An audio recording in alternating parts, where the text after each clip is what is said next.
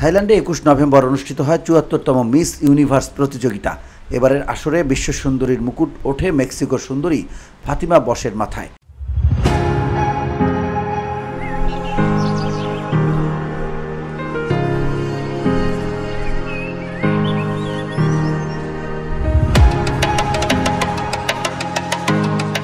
তবে এই ফলাফলকে কেন্দ্র করে তৈরি হয়েছে তীব্র বিতর্ক।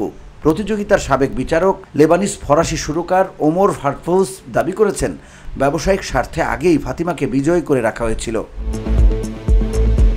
ফাইনালের দুদিন আগে বিচারক প্যানেল থেকে সরে দাঁড়ান ওমর। তখনই তিনি অভিযোগ করেন, এবারের আসরে স্বজনপ্রীতির প্রভাব ছিল এবং কিছু প্রতিযোগীর সঙ্গে জুরি সদস্যদের ঘনিষ্ঠ ব্যক্তিগত সম্পর্ক রয়েছে। ফলে ফাতিমার বিজয়ের পর ওমরের অভিযোগ আরও তীব্র হয়। তার ভাষ্য, মিস ইউনিভার্স অর্গানাইজেশনের মালিক রাউল রোচা নাকি আগে থেকেই ফাতিমাকে বিজয়ী হিসেবে ঠিক করে রেখেছিলেন। সামাজিক মাধ্যমে দেয়া এক পোস্টে তিনি দাবি করেন, ফাইনালের ২৪ ঘন্টা আগেই তিনি যুক্তরাষ্ট্রের গণমাধ্যম HBO-কে জানিয়েছেন যে মিস মেক্সিকোই জিতবেন।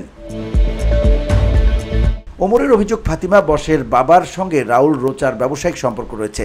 এমনকি দুবাইয়ের রাউল ও তার ছেলে তাকে ফাতিমাকে ভোট দেওয়ার জন্য চাপও দিয়েছিলেন। তাদের দাবি ছিল ফাতিমার জেতা ব্যবসার জন্য প্রয়োজন।